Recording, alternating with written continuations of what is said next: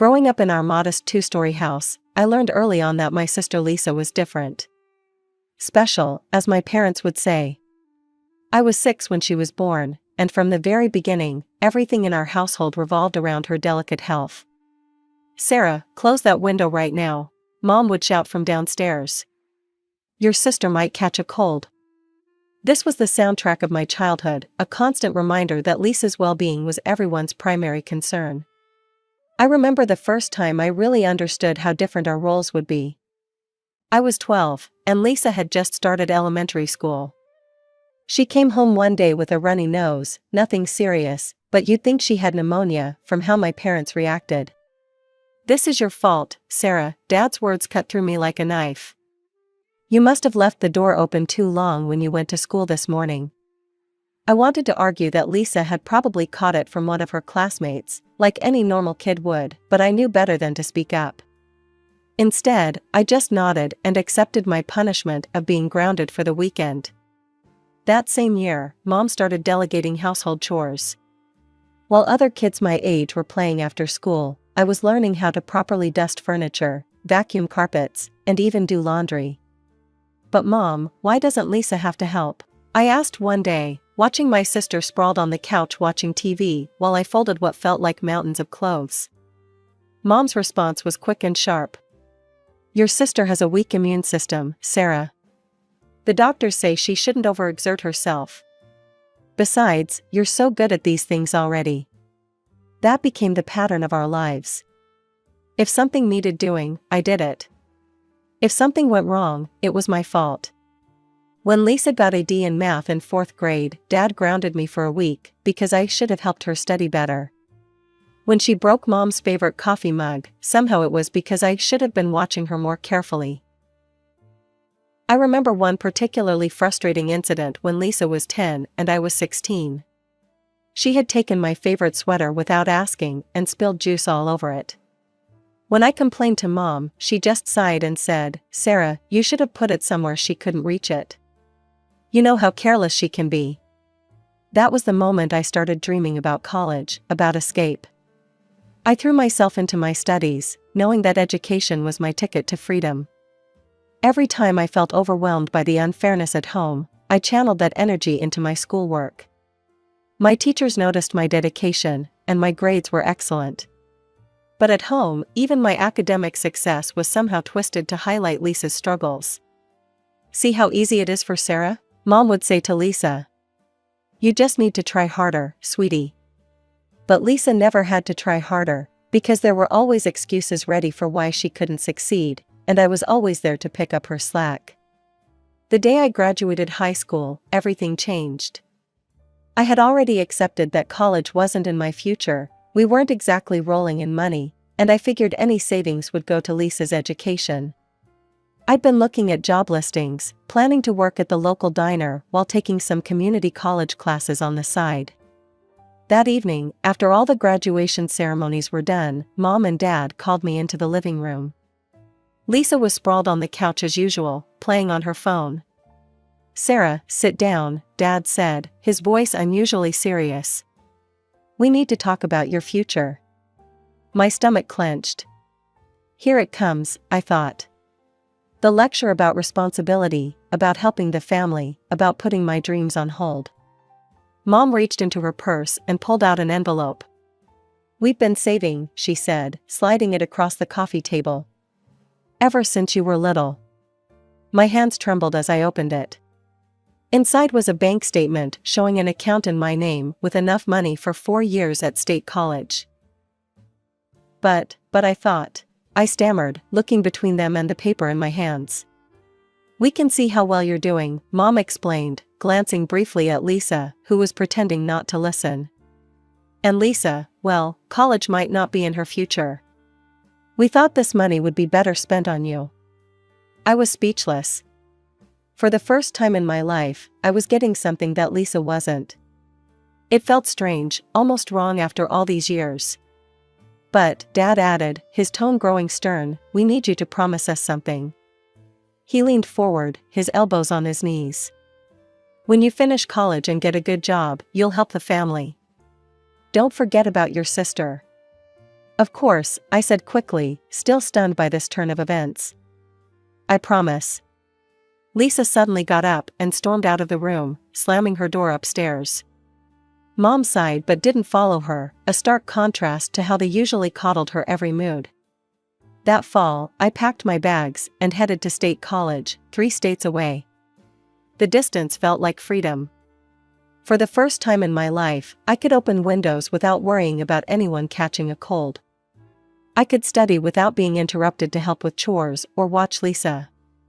2 months before graduation, I received an offer I couldn't refuse, a position at Anderson & Global, one of the most prestigious firms in the city. The salary was excellent, and the opportunity was too good to pass up. When I told my parents, they were surprisingly understanding about me not coming back home. I found a decent apartment not far from the office and settled into my new life. I kept in regular contact with my family, calling them every weekend. Our conversations usually centered around Lisa, how she was still finding herself after high school, not working, not in college, just existing. But for the first time in my life, I wasn't responsible for fixing that situation. 3 years into my job at Anderson & Global, Mom called with that tone in her voice, the one she always used when she wanted something. I was reviewing quarterly reports when my phone lit up with her name. "Sarah, honey," she began, her voice sweet as honey. "You know Lisa's been having such a hard time finding work." I closed my eyes, already knowing where this was going. "Your company is so successful," she continued. "Couldn't you put in a good word for your sister? Maybe get her a position there? She's very smart, you know that." My stomach twisted into knots. How could I explain that Lisa, who hadn't worked a day in her life and hadn't gone to college, wouldn't make it past the first round of applications at a firm like Anderson & Global? "Well," I said carefully, "we do have some openings. Let me send over the application form so Lisa can see what the requirements are." That evening, I forwarded the standard application form to Lisa's email. The requirements were crystal clear: bachelor's degree required, proficiency in SAP and Oracle systems, fluent in 2 foreign languages besides English, minimum 5 years of relevant experience preferred. After that, Mom stopped asking about getting Lisa a job at my company. Life went on. I worked hard, got promoted twice, and started building up a decent savings account. The thought of buying my own place began to take shape: no more rent, a place to truly call my own. 2 years later, I decided to visit home for the first time in months. The house looked smaller than I remembered, the paint peeling in places. Lisa was still living there, sprawled on the same couch, scrolling through her phone, just like when we were teenagers. Over dinner, I shared my plans. "I've been saving up," I said, pushing my peas around the plate. "I'm thinking about buying an apartment. The market's good right now, and with my credit score, I could get a decent mortgage rate." The table went quiet. Mom and Dad exchanged looks, while Lisa suddenly seemed very interested in her mashed potatoes. A week later, Mom called. Her voice was different this time, worried, almost desperate. "Sarah, honey, we need to talk," she began. "Your father's not doing well. His back is acting up again, and he can't take those extra shifts at work anymore." I listened as she listed their troubles: the leaking roof, outdated plumbing, walls that needed painting. Each problem came with a price tag attached. "We're barely making ends meet," she said, her voice cracking. "And after all we did for you, honey, the college money, giving you a chance at a good life. Now it's time for you to help your family, Sarah. We need you." There it was. The reminder of my debt to them, the obligation I'd promised to fulfill all those years ago. The dream of my own apartment seemed to fade with each word my mother spoke. After that phone call, I spent several sleepless nights thinking about my parents' situation. The guilt ate at me. Here I was, planning to buy an apartment while they couldn't even fix their leaking roof. Finally, I made a decision that would change everything. I called Mom back on a Sunday morning. "I've been thinking about what you said," I started, trying to keep my voice steady.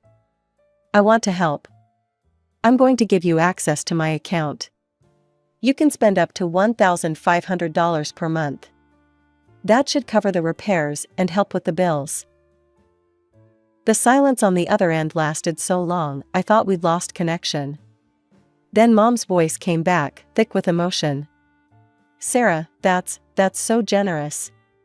It's such a large amount, we probably won't even need that much. Just enough for the basic repairs and some groceries." I walked her through setting up the access on her phone.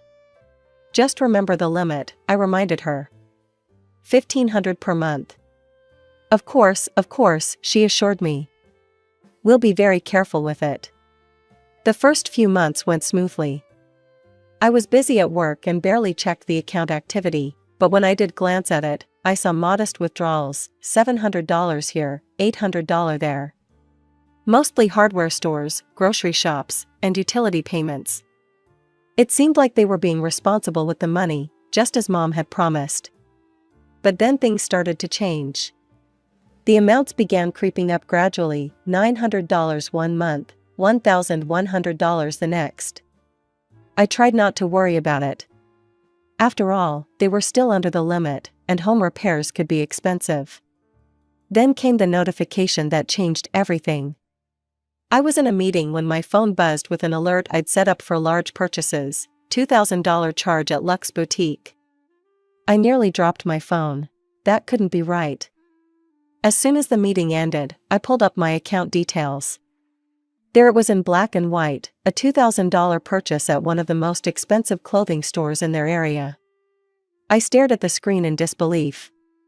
I'd never even shopped there myself. With my apartment savings goal, I couldn't justify spending that much on clothes. My hands were shaking as I dialed Mom's number. "Mom, I just got a notification about a $2,000 purchase at Luxe Boutique," I said, trying to keep my voice level. "What's going on?"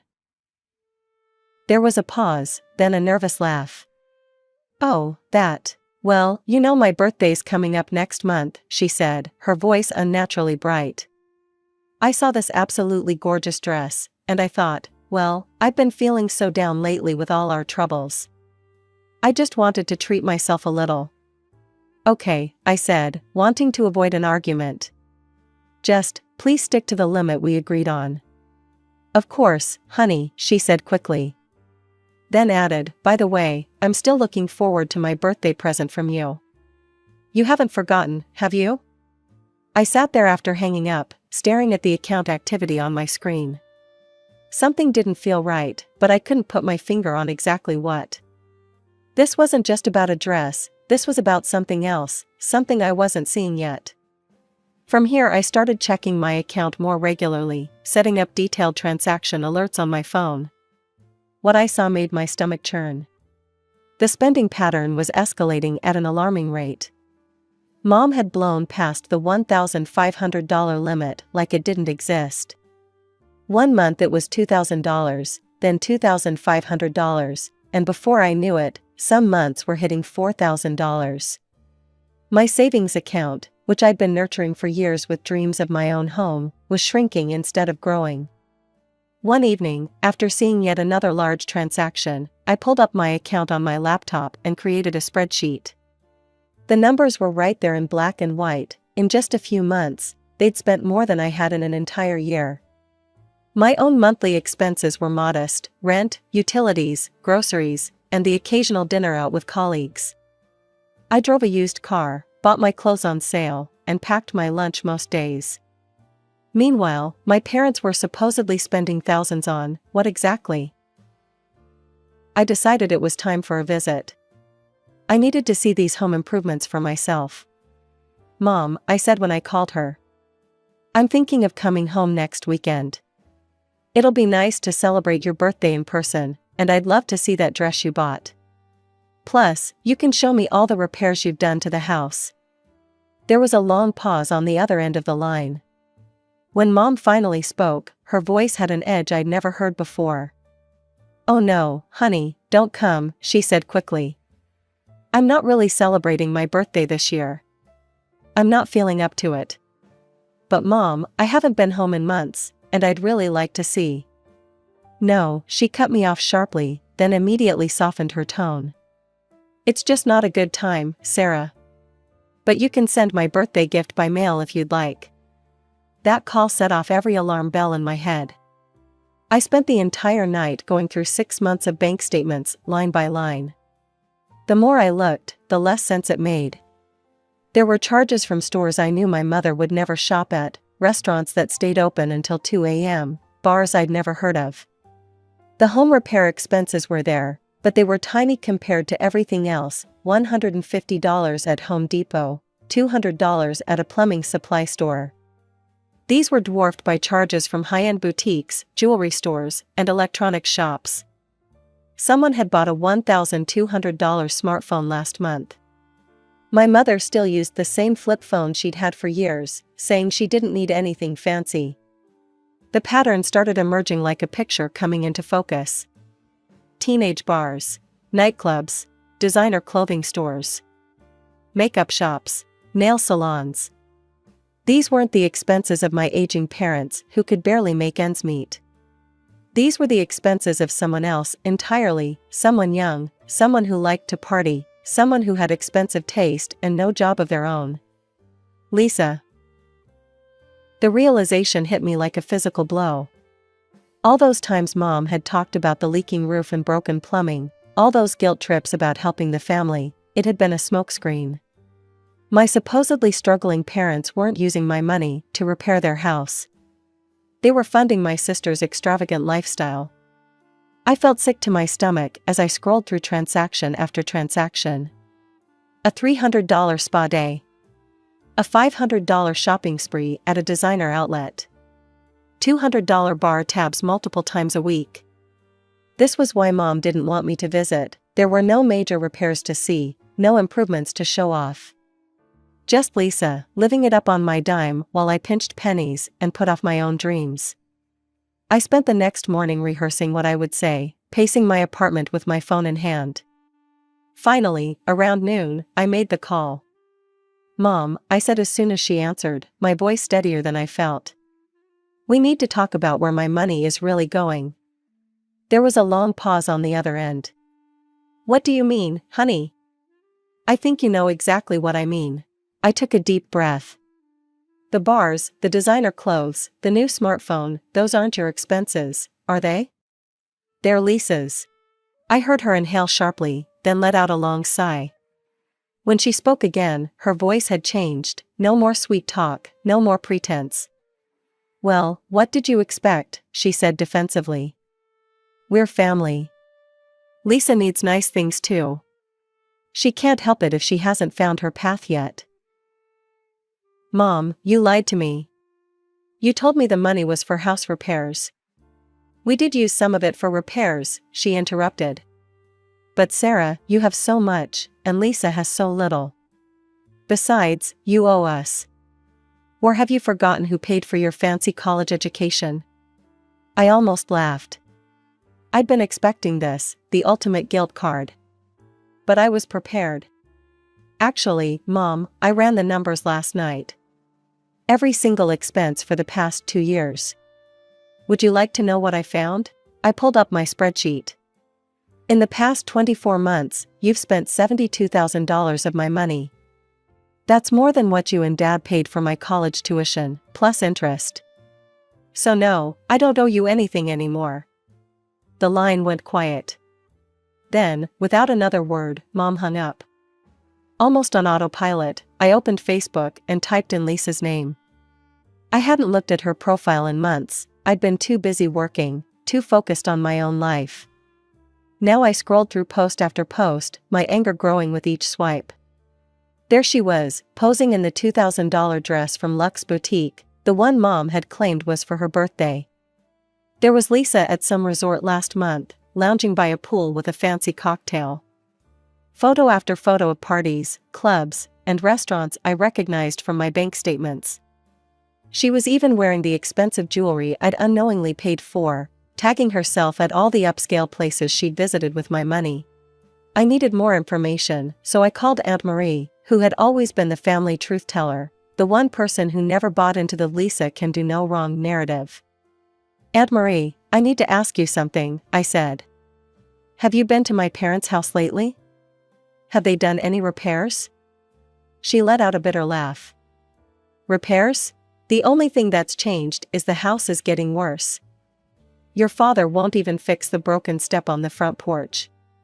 Why do you ask? I explained about the money I'd been sending, about the supposed repairs. With each word, Aunt Marie's sighs grew deeper. Oh, Sarah, she said finally. That money's not going to repairs. Lisa doesn't work, doesn't even look for jobs anymore. Just parties all the time. She paused. And now she's trying to drag my Jenny into that lifestyle too. Keeps inviting her to these wild parties, telling her how much fun it is to live free and easy. My stomach was already in knots, but what she said next made my blood run cold. There's something else you should know, Aunt Marie continued, her voice dropping. Jenny told me this in confidence, but you need to hear it. Lisa's been showing around a letter of recommendation supposedly from you. Says she interned at your company under your supervision. Jenny saw it, it has your signature and everything. Lisa's planning to use it to apply at Carlton Industries. The room started spinning. A forged letter of recommendation? With my signature? If Lisa got caught, and she would get caught, it wouldn't just be her reputation on the line. It would be mine, my company's. Everything I'd worked for could be destroyed. I hung up with Aunt Marie and immediately called Carlton Industries' HR department. My hands were shaking as I explained the situation. I need to report a fraudulent letter of recommendation, I said. My sister is applying for a position using a forged letter in my name. I never wrote it, never signed it, and she has never worked at my company. I thought that would be the end of it. I was wrong. 2 days later, my phone exploded with calls from my parents. When I finally answered, Mom's screaming voice nearly burst my eardrums. How dare you sabotage your sister's career, she shrieked. She was about to get that job at Carlton Industries. Mom, she forged my signature. She was finally trying to make something of herself. Mom continued as if I hadn't spoken. And you ruined it. You've always been jealous of her. I heard shuffling, then Dad's voice came on the line, angrier than I'd ever heard him. Lisa's been crying for 2 days straight because of you, he growled. Is that what you wanted? To hurt your sister? Well, congratulations. You're no daughter of mine. Consider yourself disowned. Dad, she committed fraud. If you ever want us to forgive you, he cut me off, his voice cold and calculating, you'll need to start sending us more money. Much more than before. Maybe then, someday, we might consider forgiving you for what you've done to your sister. My father's words were the last straw. Years of manipulation, guilt, and unfairness crashed over me in that moment, and suddenly everything became crystal clear.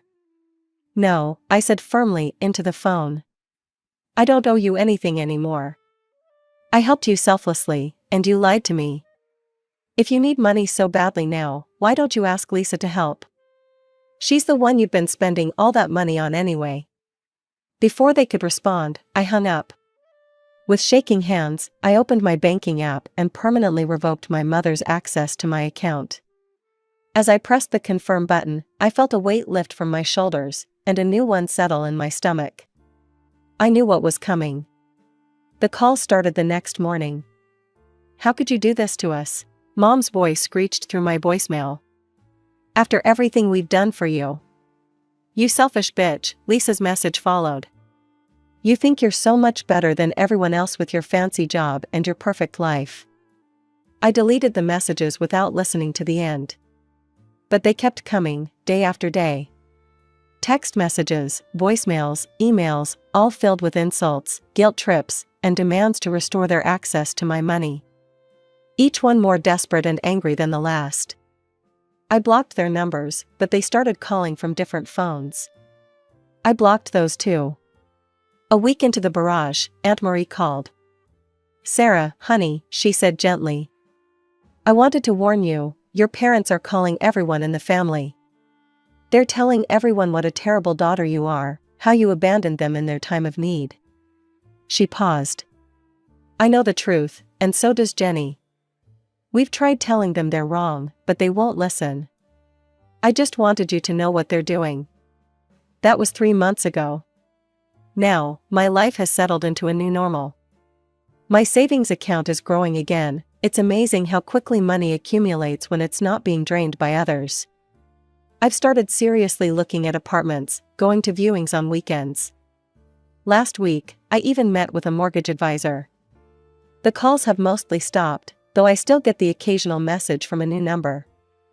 I delete them without reading them now. Sometimes I wonder about my parents, if Dad's back is really getting worse, if Mom is still covering for Lisa's excesses. I wonder if Lisa ever tried to forge anyone else's signature, or if she's still living the high life on someone else's dime. But mostly, I focus on my own life. I work, I save, I spend time with friends who value me for who I am, not what I can give them. I'm learning to stop feeling guilty for taking care of myself first. Will I ever speak to my family again? I honestly don't know. Maybe someday things will be different. Maybe someday they'll understand what they did wrong, or I'll find it in my heart to forgive them even if they don't. But for now, I'm focused on building the life I want, one that isn't weighed down by guilt, obligation, or other people's expectations.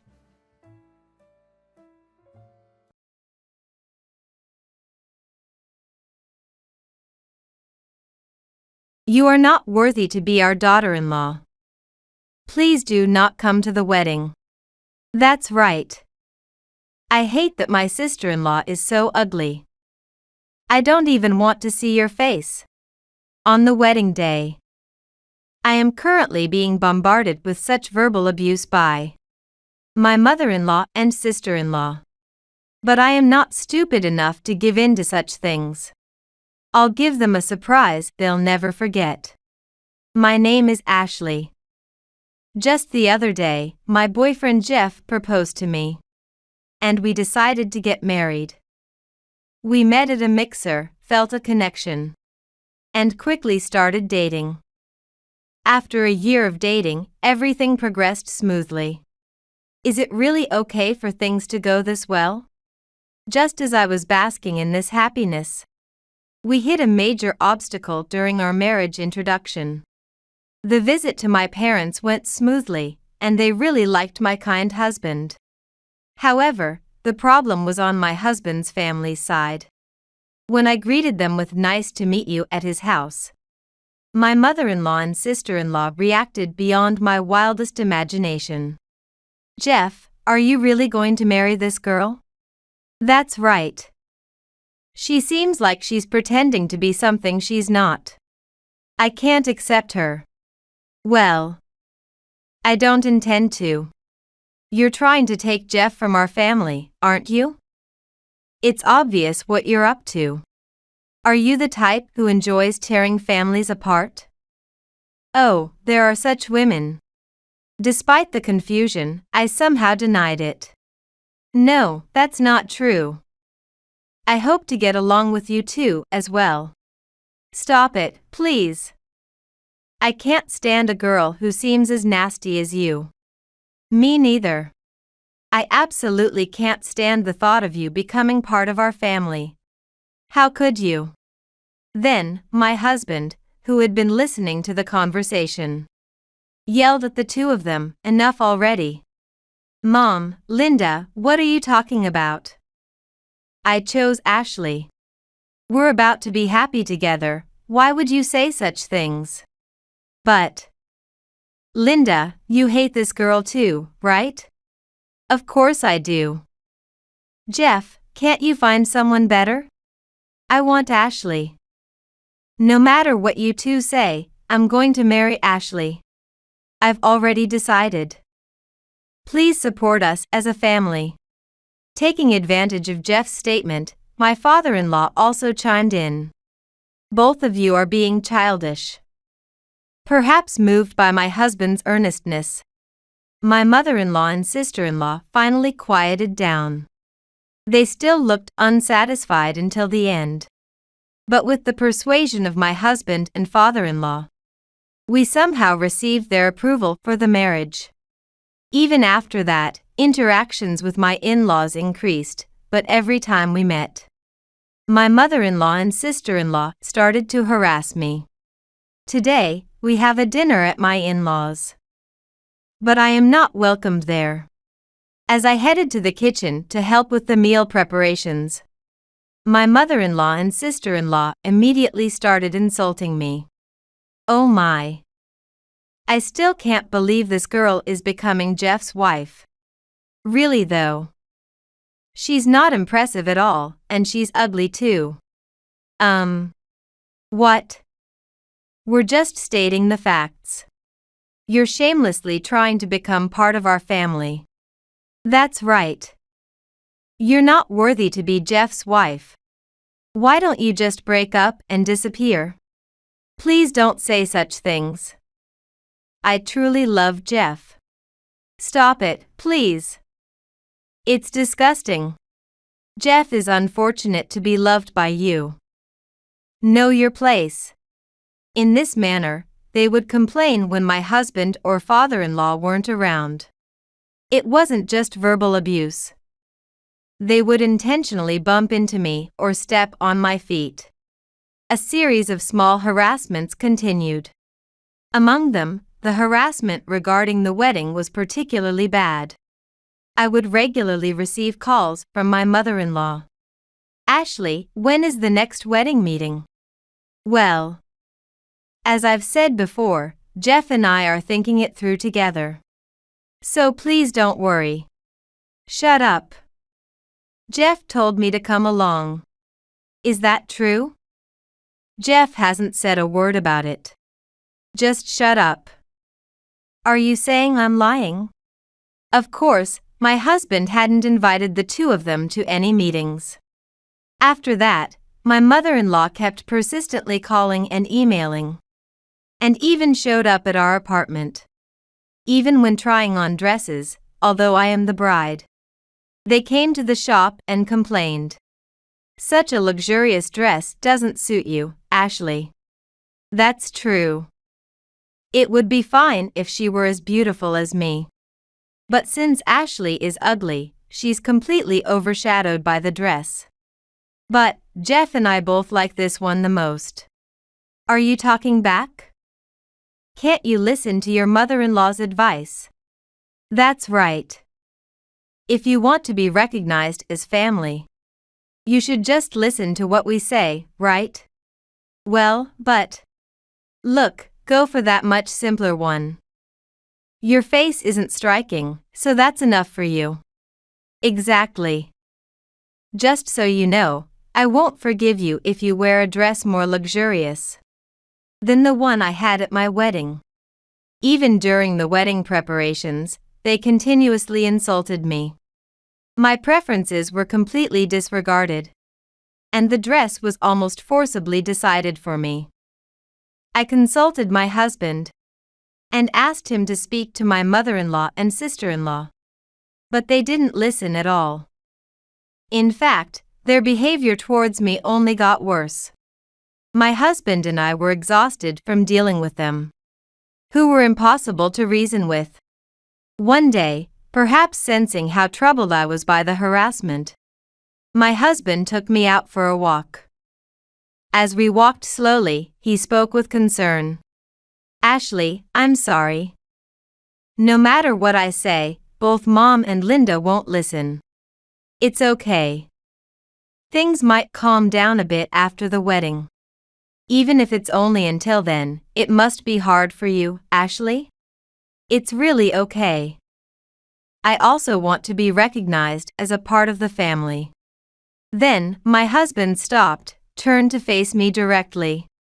I'm thinking of cutting ties with Mom and Linda. What? Why? I don't want to make you suffer anymore.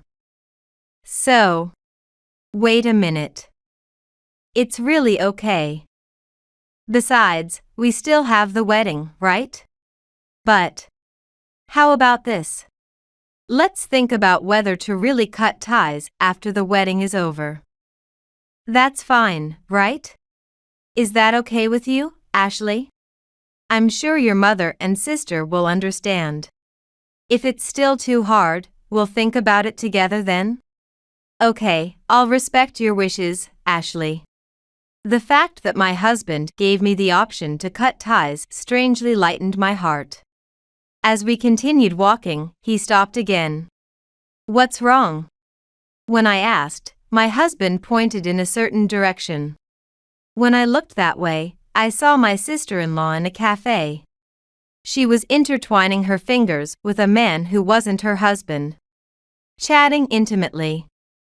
Seeing that, my husband immediately muttered, "That's disgusting." Hey Jeff, is that possibly? Yeah, it's definitely something shady. She keeps telling you that you are not suitable as a wife, but look who's talking. This is definitely bad. Then, as if struck by an idea, my husband exclaimed, "That's it." He took out his smartphone, grinning as he took photos of my sister-in-law's affair. All right. Now I have proof. Ashley, I have a good idea. My husband then told me about a plan. Proof of the affair alone isn't enough. This plan needs your cooperation as well.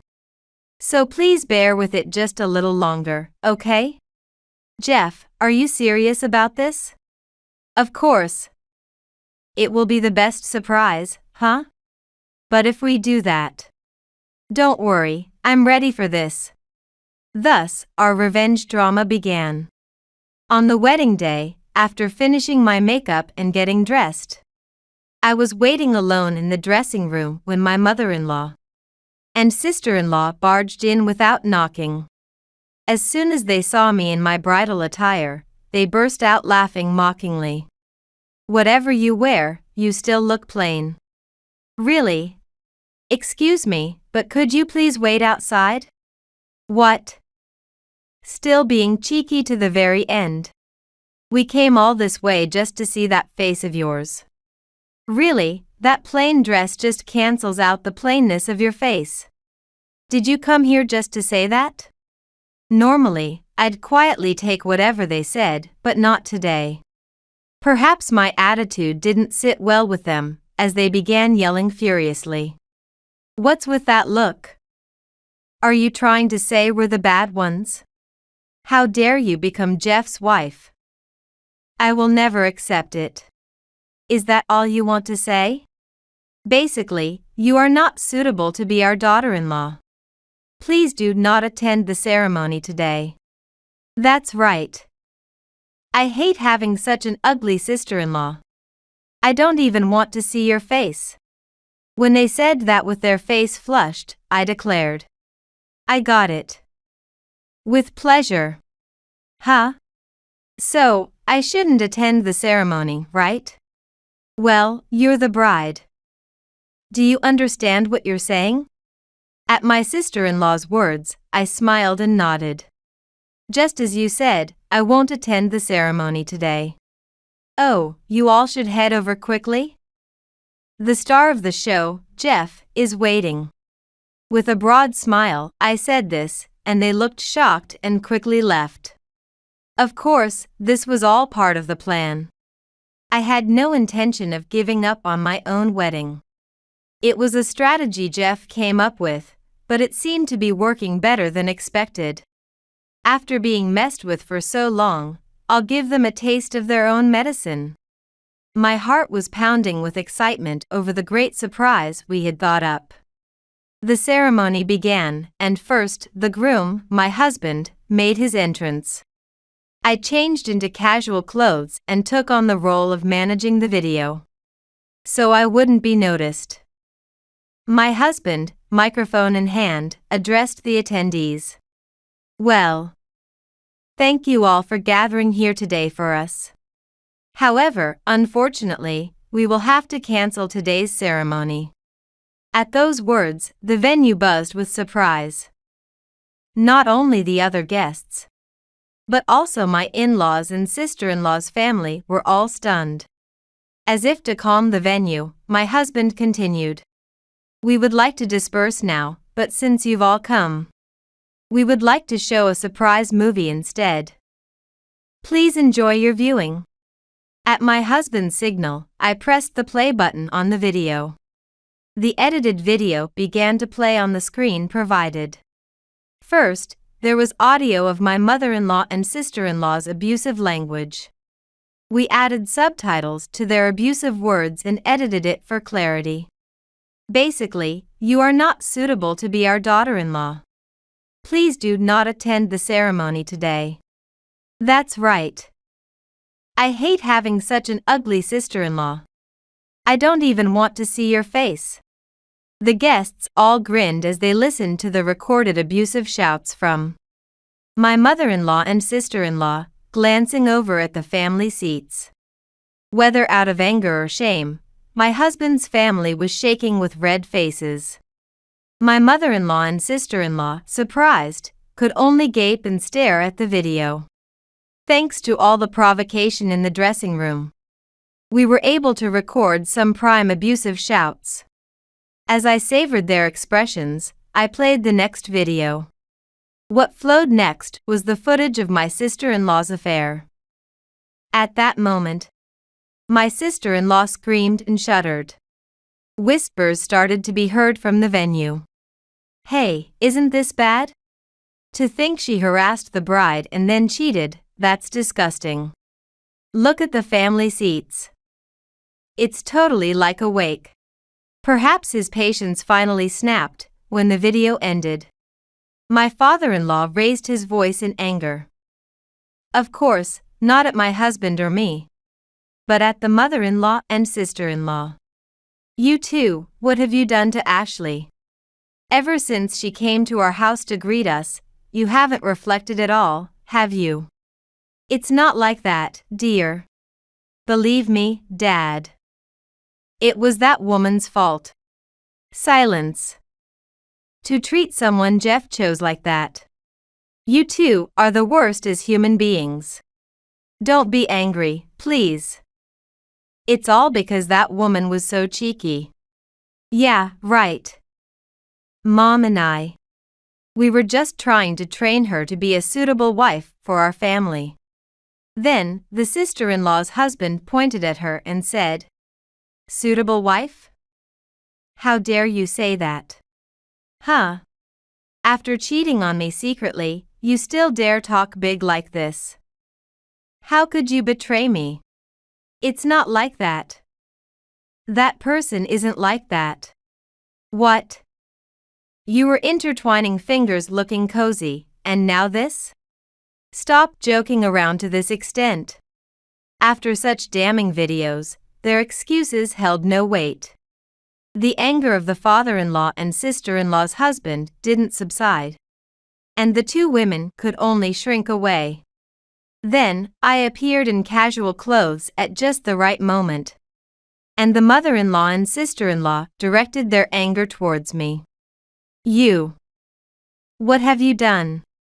I thought you were just obeying the order not to attend the ceremony. So this was your plan. Well, I'm sorry for doing it this way. But I had no other choice. Shut up. You fool. The worst woman. That's why I hated a woman like you. You damn. I had intended to keep things as peaceful as possible, but their words completely removed any restraint I had. Taking a deep breath, I let them have it. The worst. Damn. That's my line. Do you have any idea how much you've harassed me? Put yourself in my shoes, being harassed for such petty reasons. You are the lowest of mother and daughter. With a volume I had never used before. My mother-in-law and sister-in-law were taken aback. Ignoring them, I delivered the final blow. I don't need to be acknowledged by you as family. I refuse it. All I love is Jeff. If you feel that way, I will mercilessly cut you off too. I don't care what happens to you. Never involve yourselves with me again. When I was panting after saying that, my husband said, "Let's go," and took my hand. As expected, the wedding ended disastrously. The mother-in-law and sister-in-law were scorned by the attendees. and became the center of attention for all the wrong reasons. Afterwards, both the mother-in-law and sister-in-law were divorced by their spouses and apparently kicked out of their homes.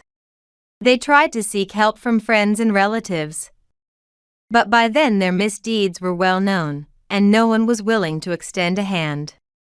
Both being housewives without money, they used up their savings to rent an apartment. Though once close, they now spend their days bickering constantly. It's all because Mom said to drive Ashley out. What are you talking about? You also said you didn't like her, right? That's right, but we didn't have to go that far, did we? What? It's also because of your affair. Shut up, just shut up. I hate you, Mom.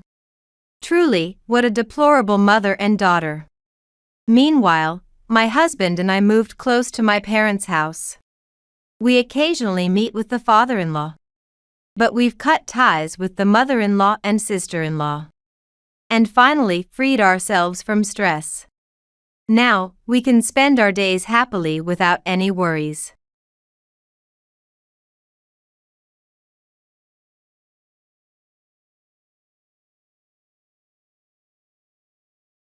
Come celebrate Mom's birthday instead of sleeping. The man speaking so freely to me, hospitalized with a high fever, is my husband who always prioritizes his mother. I've decided. I'm done with this husband. He's out of here. But first, let's stir up a little trouble. I am a very bad wife. And a bad daughter-in-law too. My name is Emma.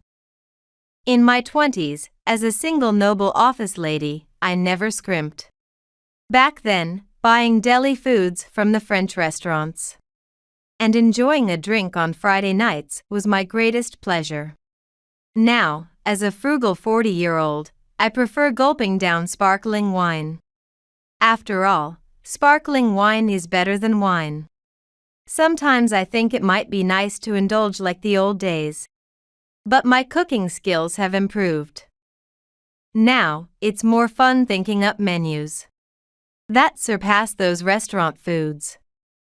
Cooking isn't fun when it feels like a chore, but it's enjoyable when you aim to make delicious things. I used to hate cooking when I reached my 30s. It felt like mere labor back then. About 10 years ago. 2 years into my marriage, I was grappling with a particular problem, the relationship between my husband, Kevin, and my mother-in-law. Our newlywed life had been nothing but fun for a while. It all started one holiday when my husband spoke to me. Mom, Em. What? My husband, who always calls me Emma, suddenly said Mom. I was shocked and a bit embarrassed, playfully replying, calling me Mom is a bit premature, don't you think? Practicing for when we have kids? To my surprise, he became flustered. Sorry, I mistook you for my mom. Mistakenly calling me Mom. I couldn't believe my ears. It would have been better if he had said it was a rehearsal. My husband had never called his mother Mom in front of me before.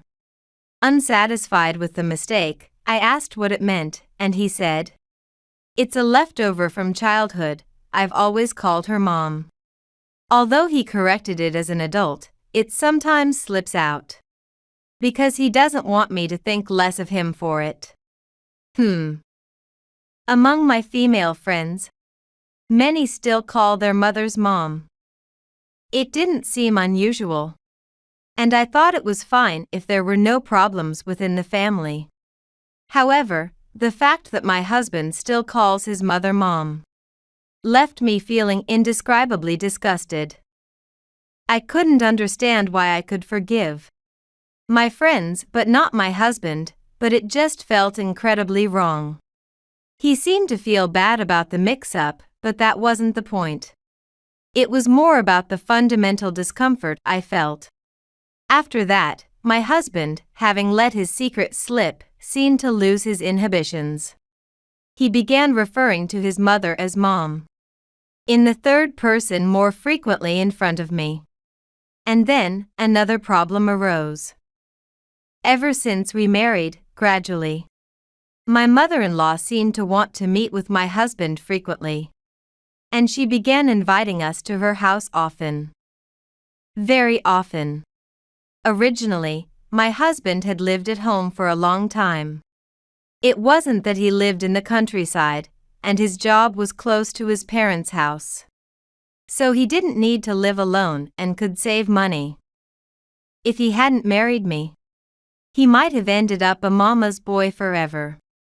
But I had also lived at home for a long time, so it was mutual. However, now I began to wonder if there was another reason for his prolonged home life. Perhaps he loved his mother, or should I say, Mom, too much to leave. Observing my mother-in-law's behavior, it was hard not to think so. At least, it was clear she loved her son very much. I couldn't tell if she was overtly doting, but she certainly wanted to see his face regularly. I understand loving your own child, but he's already a man in his late 20s. It seemed about time for a little child independence, or so I thought, as an outsider. My mother-in-law's welcoming mode knew no bounds. I made Kevin's favorite fried chicken, so come have dinner with us tonight. I found Kevin's favorite snacks on sale, so I bought a lot. Should I bring them over to your place? She kept trying to connect with her son using every trick in the book, and I, getting dragged into it, honestly found it annoying. Mother-in-law, ever heard of personal space? As someone who works in caregiving, going to my in-laws' house at night, or having my mother-in-law visit our home was honestly a hassle. It might sound selfish, but after a draining day at work, I want to relax without having to be considerate of anyone else. Still, it felt cruel to snub my mother-in-law, who was waiting with homemade food. Regrettably, I had told my husband, it's a bit troublesome to have her come over so often. Why don't you visit your mom by yourself? I explained to my mother-in-law that I didn't have the physical energy because of my job, and she seemed to understand. Well, it seemed like she didn't care much, whether I came or not. Thus, my husband started visiting his parents' house regularly. I thought that settled it, but only briefly. One day, I came home from work to find my mother-in-law in our house. She had been cooking, waiting for us. Apparently, my husband had given her a spare key and told her, think of this as your own home. Wait a minute. I hadn't heard a single thing about this. The table was laden with my husband's favorite dishes, fried chicken, hamburgers, and pasta. If you stuck a flag in that ketchup rice, it'd be a perfect kid's meal. Thank you for cooking, but I'm not a child. I had a bad feeling as I cautiously opened the refrigerator and found that 5 days' worth of ingredients had been used up. It's the food for this house, so I thought it was okay to use it as Kevin said. My mother-in-law explained. But I hadn't heard anything about this. Exhausted from work, I felt like my insides were boiling, but I held back.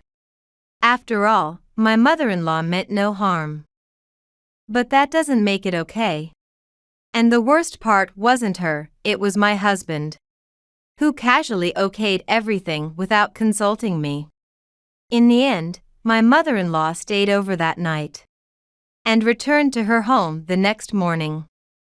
With work looming, I didn't have time to press my husband on why he gave the spare key to his mother. I wanted to discuss this issue as soon as possible, so I set up a time to talk with my husband that evening. Surprisingly, he agreed to the discussion quite easily. I'm sorry. I'll ask Mom to refrain from using the spare key from now on. He promised me that. But that wasn't really the end of it. Eventually, my mother-in-law started coming to our house once or twice a week to cook and stay over. Unfortunately, my husband hadn't exactly broken his promise. The use of the spare key was to be limited, not forbidden. So that's how it is. Huh? According to my husband, I told her to limit it. But there's nothing I can do if she comes over on her own since she has the key. Are you kidding me? Giving out the spare key was the original mistake. And the person who gave it out is feigning ignorance, which is incredibly infuriating. Moreover, my mother-in-law has taken liberties like rearranging the kitchen and adding kitchenware, treating our house as if it were her own. Am I being too narrow-minded? No, that can't be it. Whose house is this again? It might already be mostly taken over. Proof of that is that my mother-in-law now casually criticizes me. Oh, Emma, you're using bouillon cubes? Please don't feed Kevin that stuff. I raised him to eat as additive-free as possible. So, the result is a guy who loves kids' meals. I still can't say that. The husband himself chugs juices and supplements full of additives. He loves candy too. My stress had reached its limit. Maybe it would be better to divorce. I've been having sleepless nights. Naturally, my body is screaming. My stomach hurts, and I feel dizzy every day because I can't sleep. Mistakes at work are piling up. Then one day, it seemed my body had reached its limit. I developed a high fever close to 105 degrees. I barely had the energy to crawl. And I would lose consciousness almost immediately if I let my guard down. It's frustrating, but I have no choice but to rely on my husband. Sorry, my temperature has been fluctuating between 100 and 105 degrees. Could you buy me some cooling sheets and a sports drink? Panting, I desperately told my husband. But his response was far beyond what I had expected. What are you talking about? We had a dinner planned at my parents' house today. Huh? What is he talking about? I try to recall, and indeed, I remember that during her last visit, my mother-in-law had said, "Let's have a dinner party at our place next time." She was excited, planning to invite my sister-in-law and her family for a fun gathering. Do you even understand my condition right now? I respond, barely able to breathe. My husband then says, "Well, I'll just go by myself then. See you." And he leaves for work, completely ignoring my request for him to buy some essentials. Doesn't he care that his wife is suffering from a high fever? Is a dinner with his mom that important? Unbelievable. It was a mistake to rely on him. I crawl back into bed, wondering if I might not wake up this time. But I do wake up. The first things I see are the stark white ceiling and curtains. It seems I'm alive, but where am I? This isn't home. My husband peers into my face, smiling, "You're awake." Where am I? At the hospital. I was really shocked. When I came home, you were collapsed in the hallway. I collapsed? Yeah, you seemed to be in agony from a high fever. Maybe you went downstairs to get some water and collapsed near the kitchen. I don't even remember if I was trying to get water. The fever must have reached a life-threatening level. I instinctively feel relieved that I woke up safely. I'm showing symptoms of dehydration. And I have no strength in my body. My stomach has been upset recently. And I feel completely wrecked. It's decided that I need to stay hospitalized for a few days to be observed. 3 days into my hospital stay, the day before I'm supposed to be discharged, my husband calls me. I wonder what it's about. Are you still sleeping? It's Mom's birthday, get up and come celebrate. Huh? I'm stunned by my husband's angry voice over the phone. Telling me, who couldn't even bathe until yesterday due to a fever, to come celebrate Mom's birthday. Is he stupid? There's no way I can go. Besides, they just had a dinner party, and now a birthday party? They could have combined them. I swallow all my complaints and respond with a logical argument. I've been hospitalized. There's no way I'm recovered. But my husband replies, it's just the flu, get over it quickly. True, the diagnosis is influenza. But I believe my weakened immune system is due to recent stress. Whose fault does he think that is? He dismissively says it's just the flu. However, my husband doesn't consider my feelings and says, you didn't come to the last meal, so you owe it to them. That's it. I'm done. I'm saying goodbye to a husband who prioritizes his mom over me. Did you say something? Nothing. It seems my husband missed my muttered words. Well, that's more convenient for me. I simply tell him, I'll make sure to visit your parents' house once I'm discharged. And hang up unilaterally. Perhaps upset by how I ended the call. My husband doesn't come to pick me up on the day of my discharge. Well, I don't care. Holding all my belongings from the hospital stay, I head to my in-laws' house. Oh, Emma, are you okay? My mother-in-law greets me with a surprised face. Thank you. I'm fully recovered now. I'm sorry for missing your birthday and the dinner party. That's fine, you must be tired. Come on in. While she is kind in demeanor, her expression clearly reads, it's not really pleasant having just the daughter-in-law over.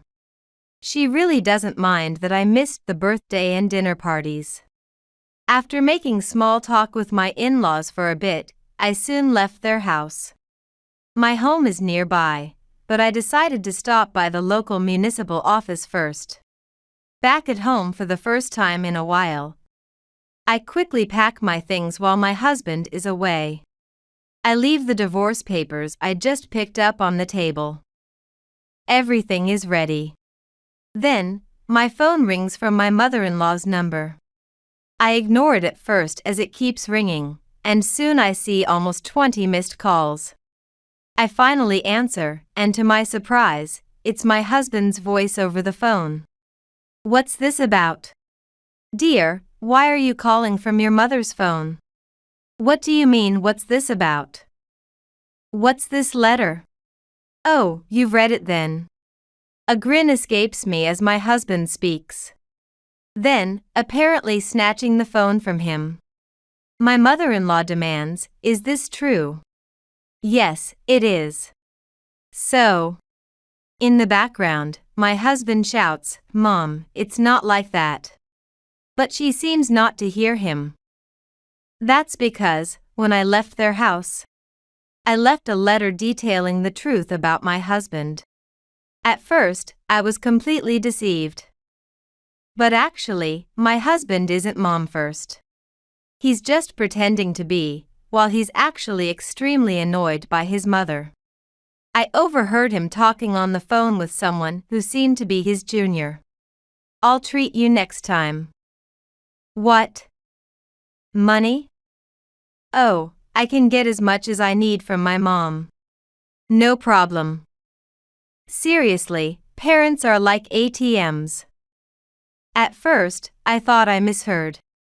But it seems this is indeed how he feels. He finds his non-independent mother annoying, but lets her have her way to get an allowance. He gave out our house keys because he wanted more pocket money than usual. Apparently, he had been receiving about $1,000 a month from his mother, who is into stocks. However, with the truth now exposed to his mother, and having kept his true feelings hidden from his sister-in-law and father-in-law. He's been regretting and stressing over the increased interactions with his mother. Why would you?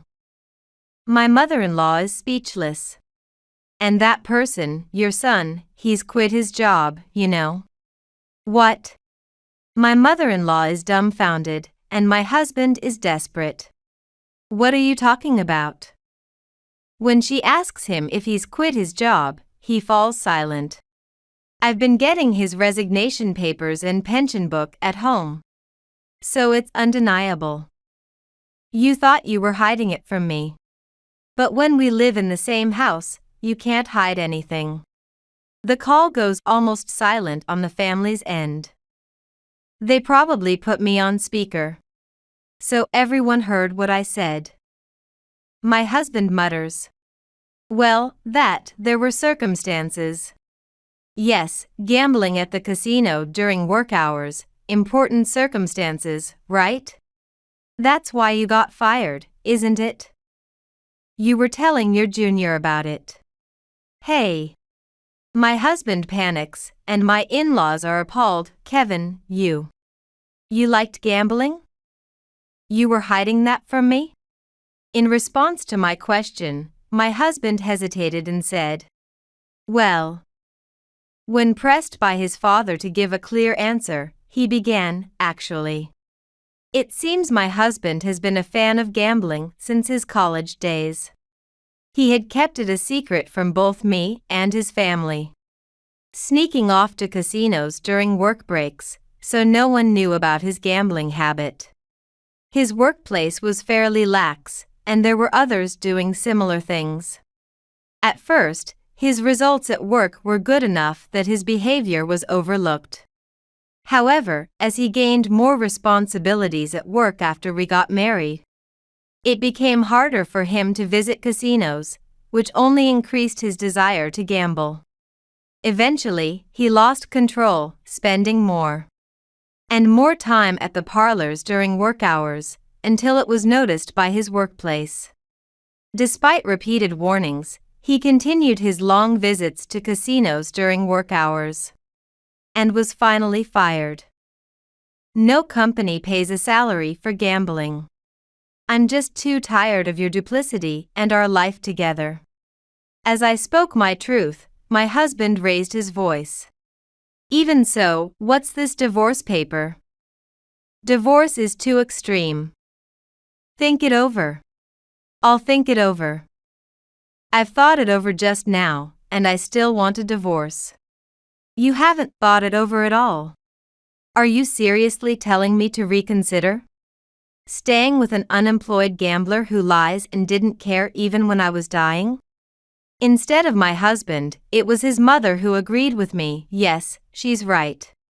What, Mom? Aren't you on my side? I'm just an ATM to you, right? Automatic teller. Mom, that's what you think. After all the pain I went through to give birth to you. No, I mean, you're important to me, Mom. Then Emma's claims are false? Of course. Why did you panic then? When I read this letter. And immediately went to your house to ask you, Kevin, you looked pale. That is. Sigh. Your inability to answer says it all. It seems Emma was telling the truth. Wait, Mom. Give back all the money I've given you. Wait. Think it over, okay? I don't care anymore. Mom. I'm sorry. As I almost burst out laughing at the desperate exchange between my husband and his straightforward mother, I said, so, I'm divorcing you, but just so you know, I'll be asking for a division of property without considering your financial situation. My husband was at a loss for words, and on the other end of the phone. His father was laughing, it's your own fault, while his mother was likely speechless. Thinking, there's no defending him now. Thus, my husband lost the trust of his mother, the support of his father.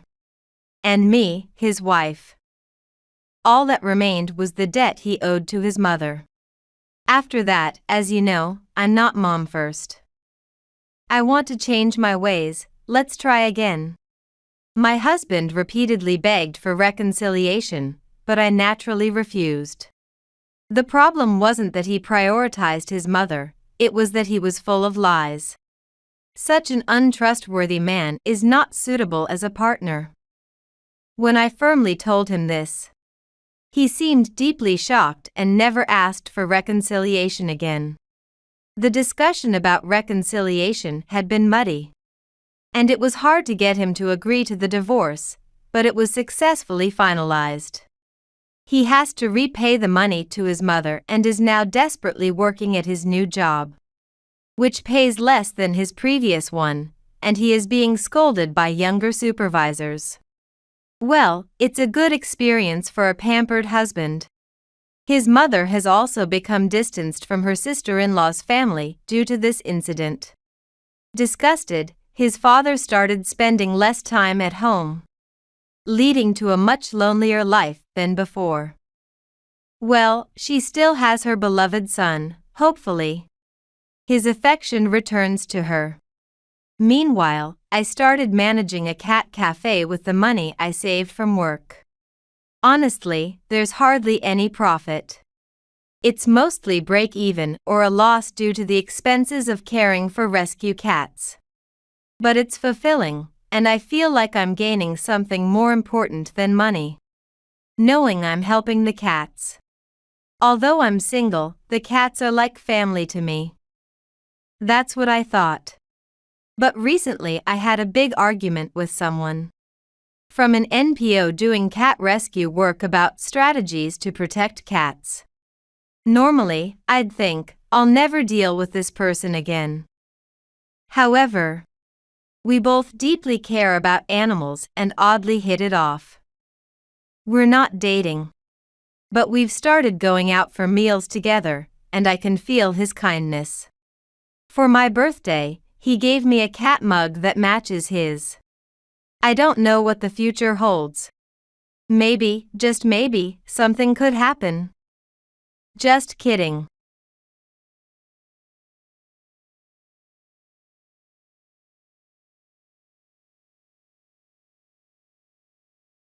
You can ski back home by yourself from here.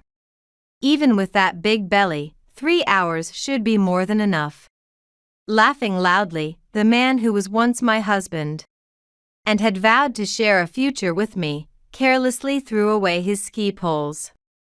Shocked by his words, my mother-in-law peered at me from the front passenger seat to the back where I was sitting, and said with an even more sarcastic smile than usual, "As someone who's been through life, let me give you some advice. Even pregnant women need exercise for an easy labor."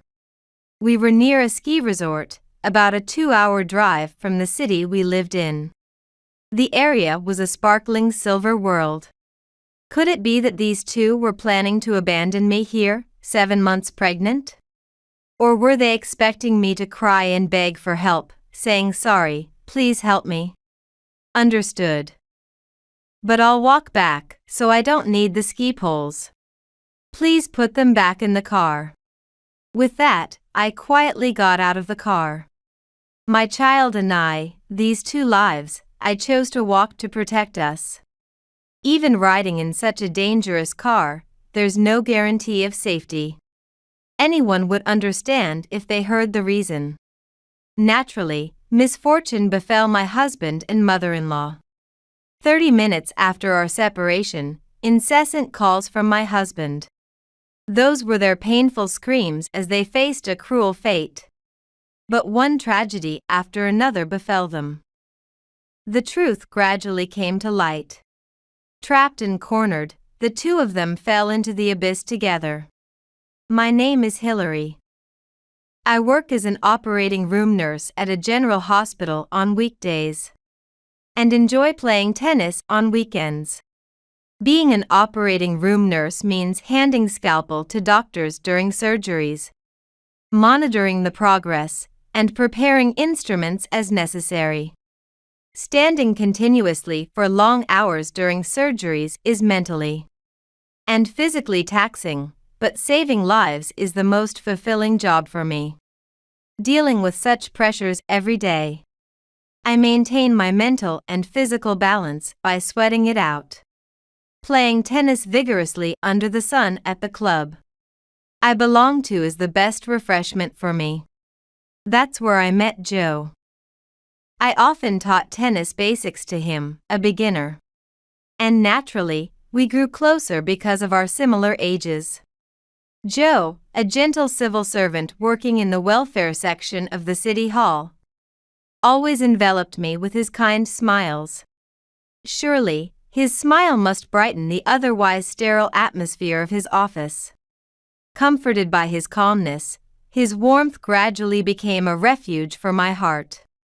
Our relationship progressed smoothly, and a year after meeting, we got married and soon conceived a child. I'm currently 7 months pregnant and have temporarily stepped back from work to live a relaxed life. These should have been days full of happiness. However, the reality was, Mom, what should I do? I got scolded at work again. How many times have I failed now? That's what Joe would say first to his mother, over the phone as soon as he got home from work. After marriage, I realized Joe had an excessive dependency on his mother, feeling uneasy unless he reported his daily happenings to her. Rather, he couldn't calm down without hearing her voice. He couldn't decide anything on his own, disregarding my opinions and leaving all decisions to his mother. Even our time together was dominated by conversations about his mother. Furthermore, on nights I was on duty, he stayed at his parents' home. Day after day, it was all Mom, Mom, Mom. Listening to that was nearly driving me mad. Yes, he was a hardcore mama's boy. Despite this, Joe cherished people deeply. He never spoke ill to me. And he was especially kind to those older than himself, soft-spoken to everyone, earning him a great reputation among those around us. I deeply respected such a husband. I was attracted to his kindness, and his reverence for his mother was something I couldn't deny. Perhaps even something to emulate. That was his kindness. Convincing myself of this, I turned a blind eye to his relationship with his mother. However, our peaceful life began to crumble due to a trivial incident. Oh, the button on your dress shirt is still off. One day, Joe noticed a button missing from the dress shirt he wore for work, and was about to call his mother in a panic, but I reassured him. It's okay, I'll fix it for you. However, that night, due to my pregnancy, I felt tightness in my abdomen and had to rest, leaving the button unfixed. The next morning, realizing the button was still off, Joe somewhat panicked and reached for his smartphone. See, I should have asked Mom to do it. What should I do? I need to tell her quickly. Watching Joe's frantic behavior, I felt a slight discomfort but tried to soothe him. I'm sorry about yesterday. I was feeling unwell. But you have other dress shirts, right? However, Joe stopped abruptly and glared at me with malice. What are you saying? I decided with Mom to wear this dress shirt yesterday. Now I can't wear it because she picked it out for me. To think, his daily outfits were even decided by his mother. I felt fear and disgust at his behavior. Really? How much of this man's life was controlled by his mother? Mom. What should I do? Mom. Help me. I don't know what to do. Joe hurriedly called his mother, speaking in a low, muffled voice. I couldn't make out what he was saying. But he was certainly complaining about my failure to fix the button. To Joe, who couldn't proceed with peace of mind unless it was exactly as his mother decided. I was merely a wife in name, not an important partner in life.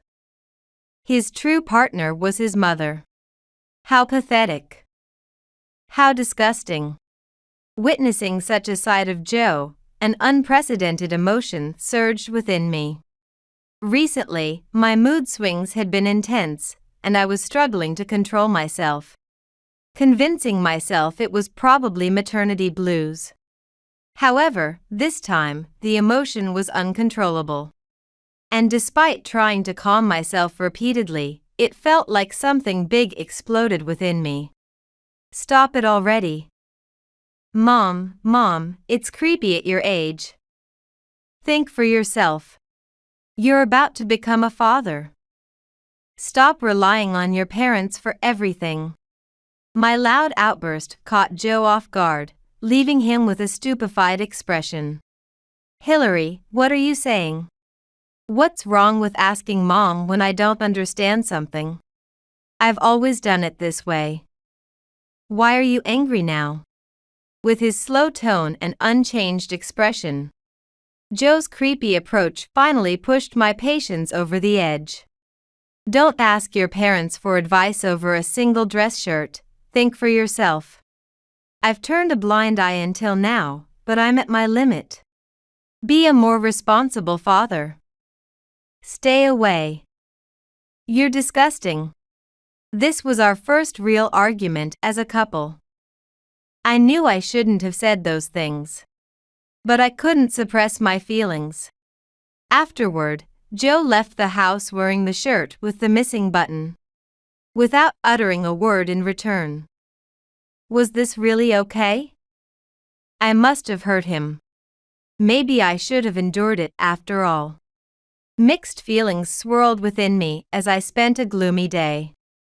From then on, Joe blatantly avoided me, returning home increasingly late.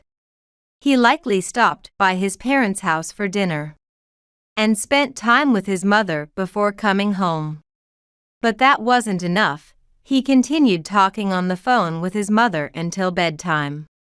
Joe was connected to his mother all the time. I tried apologizing several times for going too far that time, but he neither listened to me nor met my eyes. Even though we lived under the same roof, I felt like I was merely air. Mom, she's glaring at me again today. She seems particularly irritable. Of course, my complaints didn't stop, and it seemed their conversation was lively. Hearing Joe's cheerful voice through the door left me feeling helpless and increasingly alienated. How long would this life continue? I wanted to return to our old days, for the sake of the child about to be born. With that thought, one day I decided to have a proper talk and waited for Joe's return. But that night, the person who opened the front door of our house wasn't Joe but his mother, wearing a demonic expression. Hey you! Enough is enough. Why do you enjoy tormenting Junpei every day? That kind boy can't even talk back, and he's been coming home crying every night. You devilish wife. Demon. Suddenly, my mother-in-law burst into our home and unleashed a torrent of abuse on me, her eyes filled with madness. The intensity of her fury was so overwhelming that I was paralyzed with fear, unable to move. When did I ever bully my husband? Using your pregnancy as an excuse not to cook dinner. Lazing around all day, what do you think you are? Joe is working his fingers to the bone every day for you. And you're just sitting back and relaxing like a lazy bum. What is going on? Why am I being painted as the villain here? My mind was in a panic, and I couldn't find the words to speak.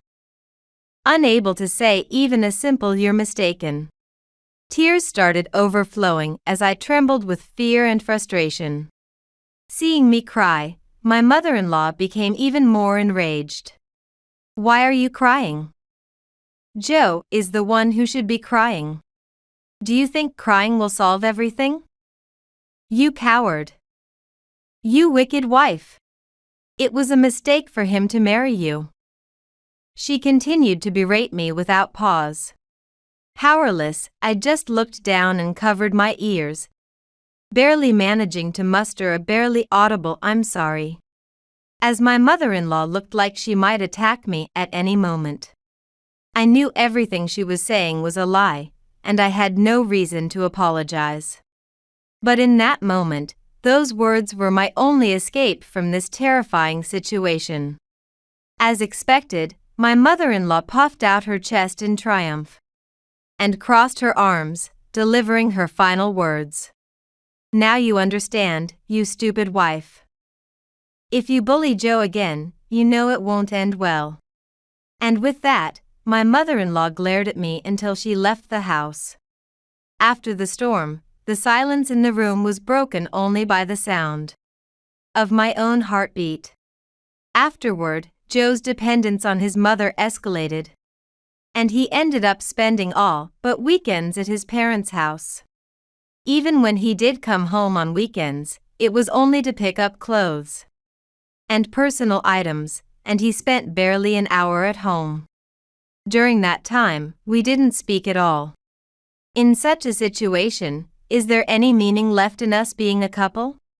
As I began to ponder this one Saturday morning, Joe suddenly opened the front door and called out to me, "Hillary, I've come to pick you up. Let's go on a trip right now." What does this mean? Confused, I headed to the entrance. Things haven't been great between us lately. It seems like you've reflected on it. So I'll forgive you. This atmosphere isn't good for the baby either. Let's clear our minds and go skiing. Faced with his absurd suggestion and his old kind smile, my voice cracked in surprise. Skiing? You've never skied before. And with me almost 8 months pregnant, there's no way I can ski.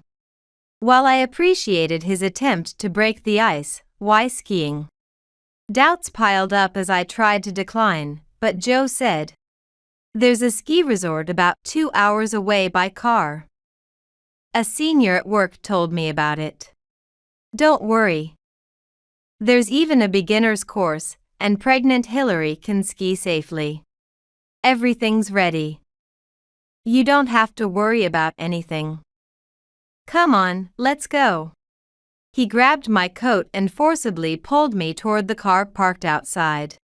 With mixed feelings of wanting to trust my husband's intentions for our unborn child and disbelief about skiing, I found myself quickly seated in the back of the car. And we were off. Our next destination was his parents' house. His mother, fully prepared, waved at us smiling from the front porch. Was she joining our couple's trip? Or was there some scheme afoot? Ignoring my confusion, the two of them chatted happily. And the moment his mother climbed into the car and the door shut, she turned to me with a smile and leaned forward from the passenger seat. "Hillary, I'm glad you came. Let's enjoy skiing together. This might be a trap." And the car started moving again. Joe driving on snowy roads had to be a first. Not exactly known for his driving skills. Could he really handle snowy roads? And this car, my unease only grew. The pair seemed unusually cheerful throughout the journey, heightening my sense of foreboding. What were they planning? My fists clenched, sweating profusely. We're almost there. Maybe around this area, Joe suddenly said, stopping the car. We were on a mountain road near the ski resort, surrounded by a snowy white world. The weather was clear, and the snow reflected the sunlight like jewels. But its beauty only intensified my anxiety. "Get out here." "Here, I'll lend you some ski poles," he said, getting out of the driver's seat and carelessly throwing the ski poles from the trunk. What do you mean, here? Isn't the ski resort further ahead? I was stunned, unable to comprehend the situation. Being dropped off like this. No person with a conscience would do such a thing. And in my belly was a precious life. Turning around, my mother-in-law now wore a malicious grin. You know, despite all my anger, you haven't reflected at all. Instead, your attitude has only gotten worse. Despite my warnings, you harass Joe every day. Do you find it amusing to see him suffer? I couldn't understand what she was implying. What had I done to my husband? Given your hot-headed nature, it might be good for you to cool down. Your head in a place like this, she said, laughing loudly. And you know, taking advantage of your pregnancy. You've been lazing around at home lately, haven't you? As someone who's been through life, let me give you some advice. Even pregnant women need exercise for an easy labor. She cackled ominously in the car. In response, Joe also spoke up. You can ski back home from here. Even with that big belly? 3 hours should be more than enough. What exactly were these two expecting from me? Did they think my pleading would satisfy their demands? Or were they seriously intending to abandon me and the baby? No matter their motives, their actions were unforgivable. I would protect my unborn child at all costs. And with this car, it was doubtful we could go any further on the increasingly snowy and icy road. Understood. But it's too dangerous for me to ski in this condition, so I'll walk back. Please put the ski poles back in the car. I said that calmly and got out of the car, turning my back on them. While the sun was still warm, I decided to head toward a populated area. Glancing back, I saw Joe returning the ski poles to the back seat where I had been sitting. This would likely be our last time together. I retraced my path, walking silently along the snowy roadside. Then, as if on cue, the weather turned and snow began to fall. Looking up, the sky quickly darkened with snow clouds, bringing snowfall that soon turned into a fierce blizzard. This is bad. I can't see ahead. The raging snow obscured my vision, and I no longer knew where I was walking. Overcome by fear and cold, my legs stopped moving. I might be done for. Just as I felt my consciousness slipping away, a strong light approached slowly from behind. A car. Amazingly, it stopped beside me. And a man, looking concerned, leaned out from the driver's seat. Fortunately, I was wearing a red dress, making me visible in this gray world. Sensing something was wrong with a pregnant woman walking alone in the snow, the man spoke up. A woman was also seated next to him. The couple, returning from skiing, immediately urged me into the back seat of their car. And the woman offered me a blanket and warm tea. They seemed to understand my situation without needing to ask why. I was walking alone in a blizzard. Without questioning me further, they drove me home. Thus, I was saved by the kind couple. Upon arriving home, I repeatedly offered my thanks. But the couple simply wished for a healthy baby for me, asking for nothing in return as they drove away. The city was as warm and peaceful as if the blizzard in the mountains was unimaginable. I watched their car disappear before entering my house. Meanwhile, Joe and his mother, who had left me behind to climb up the snowy road, seemed to have been in serious trouble. While I was being driven home, Joe had tried to call me several times. However, lulled by the kindness of the couple and the comfort of their warm car, I fell asleep and didn't notice the phone ringing. After arriving home, I was shocked to see a call log that went on for over 30 minutes. What could it be? As I was looking at my phone, Joe called again. Hello. With some hesitation, I answered the phone to hear Joe screaming as if he was panicking. Hillary. Why aren't you answering the phone? What have you been doing? Come back here quickly. It's serious. Mom. Mom has. What selfish things to say. After abandoning me, now he wants me back. I was so appalled by Joe that I was at a loss for words. Joe continued to talk alone on the other side of the receiver. It seems he had a terrible accident. After they left me on the mountain road, they started driving up the ascent on the opposite side. The weather was clear at the time, so they probably thought they could drive to the ski resort. However, the mountain weather is merciless and can change suddenly. They were caught in a fierce blizzard. Joe, not good at driving, couldn't handle the curve because of the strong wind, and the car slipped on the icy road and spun 180 degrees. The car didn't stop and slid down the mountain path, eventually getting stuck in deep snow off the road. When one of the front wheels got buried, his mother got out of the car to check on the front wheel. Despite this, Joe, focused solely on freeing the buried wheel, kept pressing the accelerator hard. Suddenly, the car moved forward. Joe saw his mother in front of him and tried to brake, but it was too late. The icy road only made the car accelerate faster. And in a moment, his mother was trapped under the car.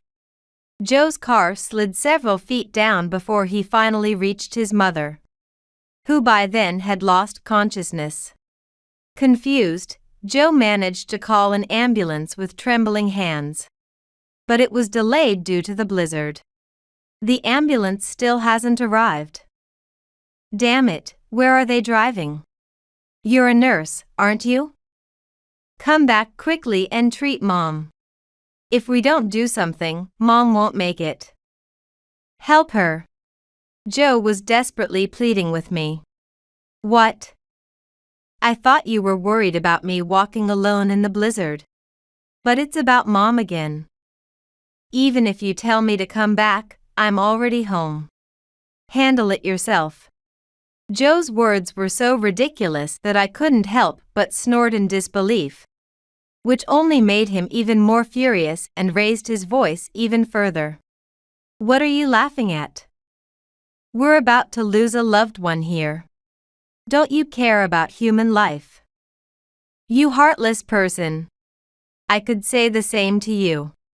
If human life is so important, don't abandon a pregnant woman in the middle of a snowy mountain and trying to climb a snowy road with no snow tires, with a driver as bad as you?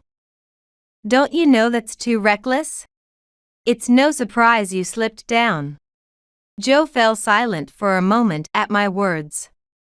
Then he said, Snow tires? Mom never mentioned anything like that. How could I know? The plan was Mom's idea, I just followed it. The naivety of trying to ascend a snowy road. Probably, his mother was too focused on harassing me to remember to change the tires. Or maybe she genuinely didn't realize the dangers of a snowy mountain. Either way, I'm no longer interested. I don't have time to waste on such a clueless husband. I've been involved in many surgeries as a nurse, but I'm not a doctor. I can't just carelessly examine a seriously injured patient. I can't take responsibility for a life in such a condition. All I can say is, keep her stable and wait for the ambulance. With that, I hung up the phone. I learned of his mother's condition several days later. I had decided to leave Joe and this house, steadily preparing for my new life. I planned to stay with my parents and raise my child there after giving birth. Most of my belongings had been moved by a small truck, and I was at home for a final check when I saw Joe, who had just returned. He was sitting exhaustedly on the sofa. Noticing my presence, he suddenly changed his expression and walked towards me, starting to yell angrily. "Why didn't you help Mom that time? It's your fault Mom can't come home. She's been hospitalized ever since, hasn't fully recovered, and is now paralyzed from the waist down and can hardly speak. She'll have to live in a facility and receive rehabilitation for a long time. It's your fault. You've ruined Mom's life. You traitor. I will never forgive you." No matter how much he yelled, I was no longer the trembling, tearful woman who apologized back then. I have a life to protect. I glared back at him without flinching. What about Mom, Mom, you Mama's boy? If Mom's life is so important, don't just blindly follow her commands, think and act for yourself. Changing to snow tires is basic knowledge for snowy mountains. Who else would hit the accelerator hard when someone is in front of them? Don't underestimate the dangers of a snowy mountain. Joe's face turned even redder at my words. Shut up. Don't blame me. I got hurt too. Look at this back. Your ski pole stabbed right below my neck. I nearly died. Saying this, Joe lifted his sweater to show me his back, where indeed a painful scar remained. It happened because you just put the ski poles back in the back seat instead of properly securing them in the trunk. We could have prevented the accident if you had done that properly. That's what I'm saying. You underestimated the snowy mountain, and it's your fault. Plus, I have a life to protect. You left that irreplaceable life in the freezing cold. Someone who disregards such a life is not a father or anything else. Saying this, I presented Joe with the divorce papers I had prepared. From now on, you can take care of your mom and enjoy living with her. I will live with our unborn child. Let's end this. Then, Joe snatched the divorce papers from me and threw them away. The paralysis of his mother, our divorce, his own injuries, too many things had happened at once, probably overwhelming him. Joe continued to rant incoherently, unable or unwilling to face reality, repeating nonsensical things. We can't settle this just by talking.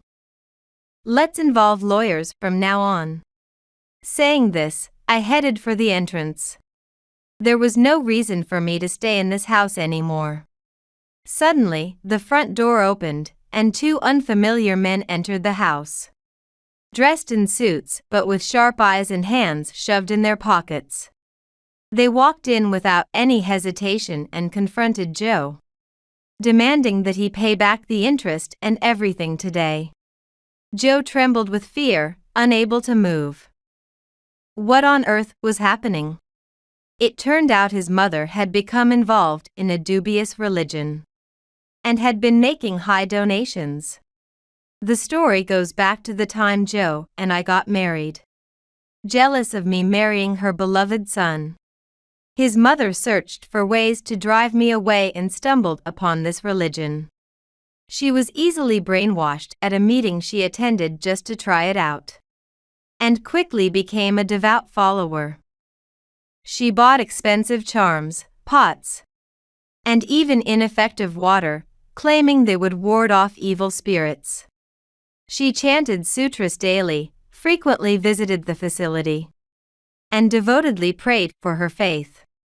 Moreover, impressed by the sage words of the religious leader, she made lavish donations. The trip to the snowy mountain was not her meticulous plot, but the teachings of the religious leader. I was horrified to realize she harbored such animosity towards me. Unable to get by on her pension alone, his mother had borrowed money to fund her substantial contributions to the religion. Joe was unaware of this. The debt collectors. who had learned of the mother's paralysis and her stay in a facility from the neighborhood, decided they couldn't approach the facility and switched their target to Joe, her son. I don't have money right now. Sweat streamed down Joe's forehead, and he was too shocked to even wipe it away. The two men noticed me and asked if I was his wife. By then, I was no longer his wife nor had any relation to his mother. "No, I'm just a stranger," I replied, and after gathering my remaining belongings, I confidently left the house without looking back. Behind me, I could hear Joe's cries, but it had nothing to do with me anymore. Thus, I headed to my parents' house. Months passed, and spring had fully arrived. Through lawyers, our divorce was finalized, and Joe was ordered to pay me compensation. Unable to see an end to the hellish days of working off his former mother-in-law's ballooning debts, the additional burden of high compensation probably left him physically and mentally drained. However, his actions towards me were unforgivable. And no matter how much he suffered, I had every right to receive the compensation. And another source of his suffering was his paralyzed former mother-in-law. Unable to walk or even eat by herself, she could manage daily life only thanks to Joe's dedicated care. Yet she felt no gratitude, instead screaming daily that her condition was his fault. Moreover, despite suffering under heavy debts, his mother continued her zealous religious activities, causing trouble in the facility and being expelled repeatedly. Joe desperately pleaded with her to stop her missionary work. But each request led to arguments, with no end in sight. Meanwhile, I had safely given birth to a girl. With my parents' help, I was navigating the unfamiliar challenges of parenting but enjoying peaceful days. Holding my precious and warm little life, I remembered the couple who had saved me on the snowy mountain. They had not even told me their names, but if I ever meet them again, I want to tell them, "Thanks to you, a healthy child was born."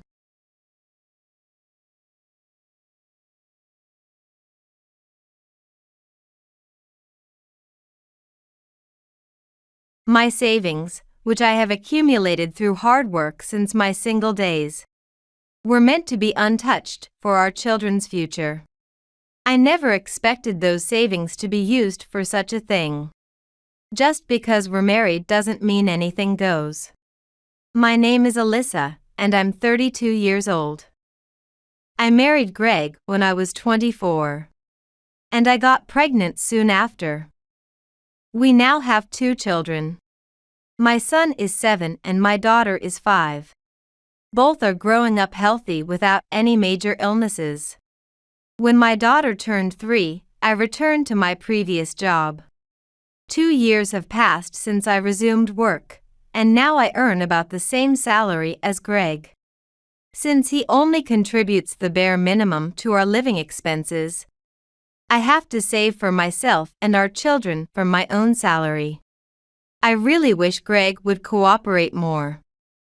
However, whenever I bring up money, he always looks annoyed and even gets grumpy with the children.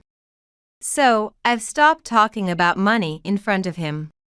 Then one day, my sister-in-law Megan came to our house. I happened to be working from home that day. "Alyssa, please, let me stay with you for a while." As soon as I opened the door, Megan burst into tears and clung to me. Confused by the suddenness, I was perplexed. "Wait, what's going on? My husband wants a divorce." "What? A divorce?" Megan was still single when Greg and I got married. And she only got married a year ago to a man who seemed very kind and worked for a corporation. They looked so happy at their wedding. But now, just a year later, they are talking about divorce. I couldn't just leave her crying, so I let her into the house. I decided to hear her out first. Well, Megan, I know it's tough, but why suddenly a divorce? Sniffling, Megan opened up. I haven't done anything wrong. But he suddenly says he can't stand living with me anymore. Isn't that terrible? What? Your husband said that. Don't you think it's awful? You must think I'm pitiable, right, Alyssa? She pressed me intensely, making me feel undue pressure. However, it's hard to believe that her kind husband would propose divorce without any reason. I managed to calm her down and decided to wait for Greg to come home from work. When Greg returned, we put the kids to bed and started discussing with Megan. So, Megan, why has it come to divorce?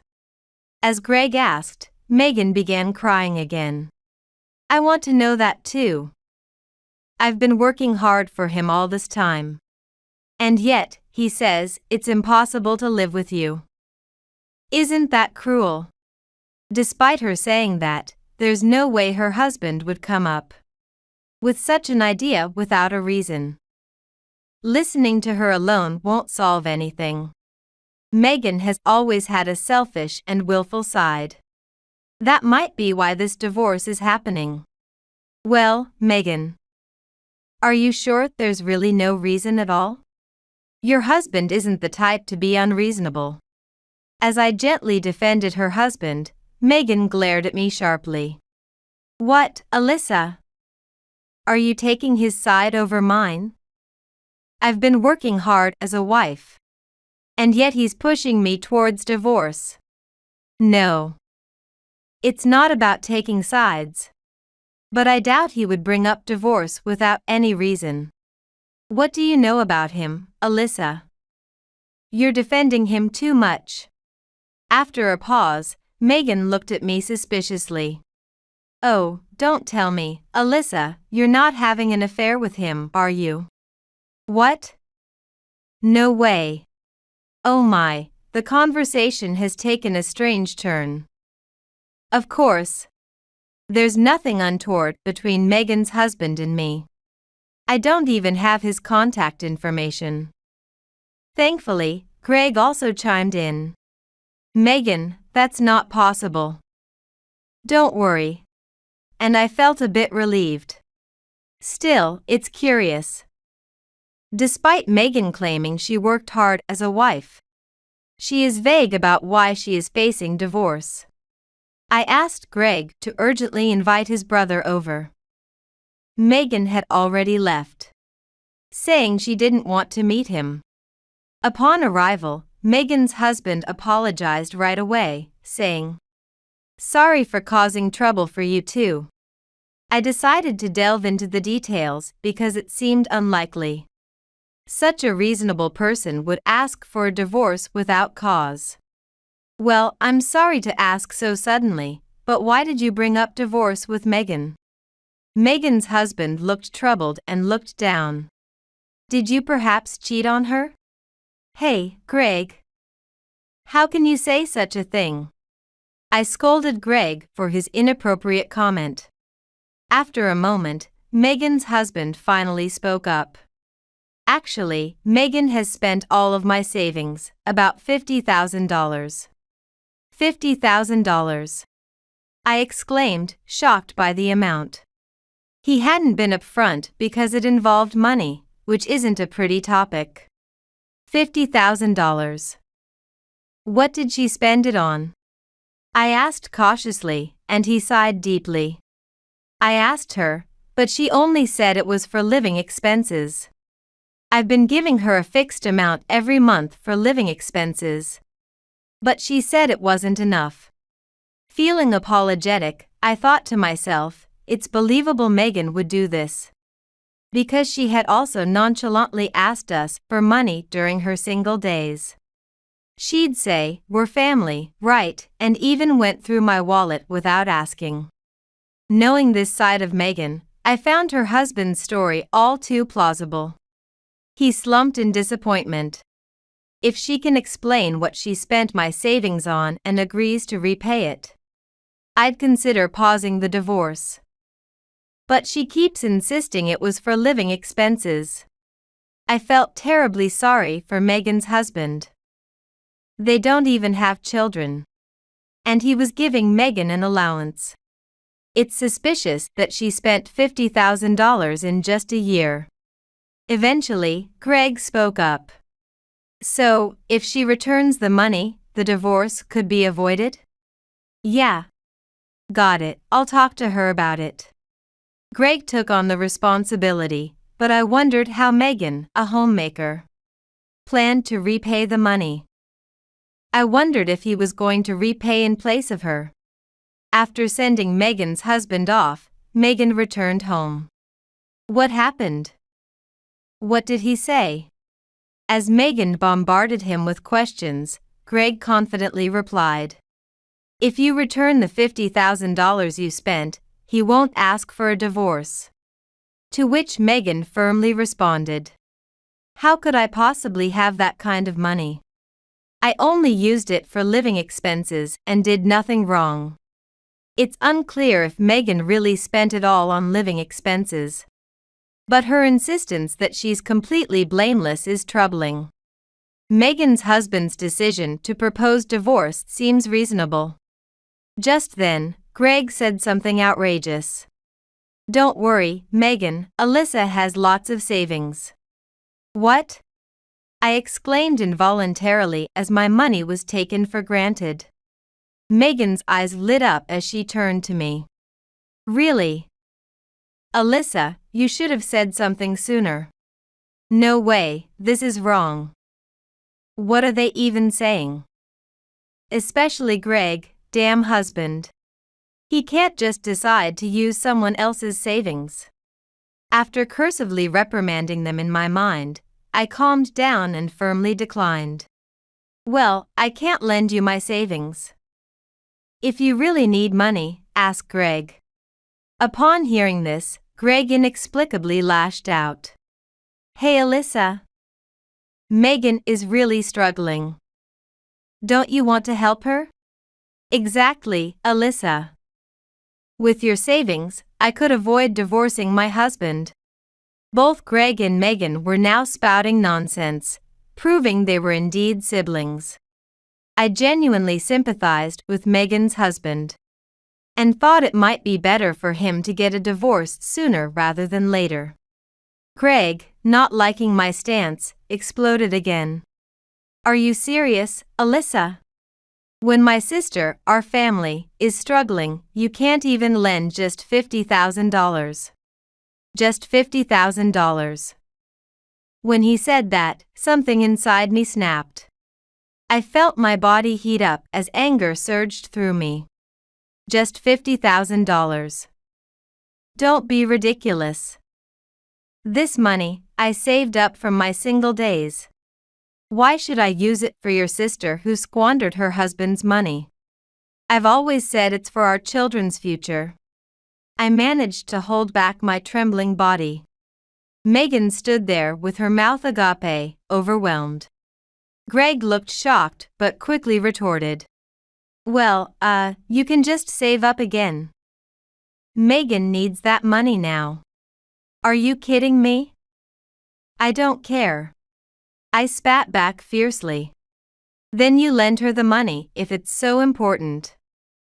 You're her real sibling. And isn't it embarrassing to ask your wife to solve your sister's problems? What? Greg turned red with anger, biting his lip, unable to respond. Fine. I want a divorce from such a heartless woman. Divorce? You mean you and me? That's right. I don't need a heartless woman who won't help family. Suddenly, he rummaged through a drawer and pulled out divorce papers. He signed them and stamped them right in front of me. Here, sign this quickly. So he kept such documents just in case. I was worried about our children. Taking them away from their father was concerning. He smirked at me, perhaps thinking I wouldn't go through with it. You can't do it, can you? You wouldn't dare become a single mother suddenly. Would you? Better to lend my sister the $50,000, right? At that moment, everything became irrelevant. I was done. Better to be a single mother than to deal with such ridiculous siblings. I signed the divorce papers and stamped them. Huh, what? Alyssa. He seemed truly shocked that I had signed. Tomorrow, I'll file these. I started packing my things and the kids silently. Craig, panicking, asked, Alyssa, you're really going to file that? Of course. Why wouldn't I? Why so casually? Huh? Didn't you give it to me to sign first? Well, yes, but... The next morning, I submitted the divorce papers to the court first thing. Greg and Megan probably hadn't slept much, as they looked completely worn out. I told the children, let's go to Grandpa and Grandma's house, and prepared them for the move. It seemed cruel to suddenly tell them about the divorce, especially since they are still so young. I planned to explain things to them calmly and simply once we had settled down a bit. When I was leaving with the children, Greg had tears in his eyes. Alyssa, you're coming back, right? This isn't really going to end in divorce, is it? But it is. It's too late to cancel it now. From now on, please indulge your beloved sister to your heart's content and support each other. I said this with heavy sarcasm, throwing the words back at him. However, I truly felt sorry for the children. Due to our selfish reasons, they were losing their father and the home they had lived in. Nevertheless, if I had continued to let those two dictate my life, my savings would have been devoured. And even the future of these children would have been at risk. I refused to have my life thrown into disarray by such unreasonable siblings. I moved back to my parents' house, where I explained the situation and asked to stay for a while. After explaining things in simple terms, the children accepted the situation, saying, as long as Mom is with us, that's fine. And Mom has always been there for us. Greg kept contacting me persistently after that, but now I block all his calls. The divorce has already been finalized, and I plan to hire a lawyer to ensure child support payments. Meanwhile, Megan and her husband also divorced soon after. She claimed to have used the savings for living expenses, but it turned out she had been splurging on luxury brands. When Megan's husband secretly searched her room, he was shocked to find a large stash of luxury goods. As a result, she was forced into divorce and had to reimburse the $50,000 she had spent without mercy. She managed to return about $20,000 with what was left of Greg's modest savings. But she will have to work to pay back the remaining $30,000. Now that the divorce is settled, I have to pay the property division. Please help me. She tried to appeal to her parents with her usual crying antics. But since I had already explained everything to them, they quickly refused her. Not only Megan, but Greg too was severely reprimanded. And they both ended up being disowned. Really, those siblings are beyond saving.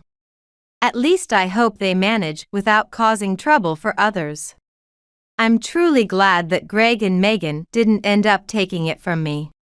I will continue to use this money carefully to ensure my children grow up well.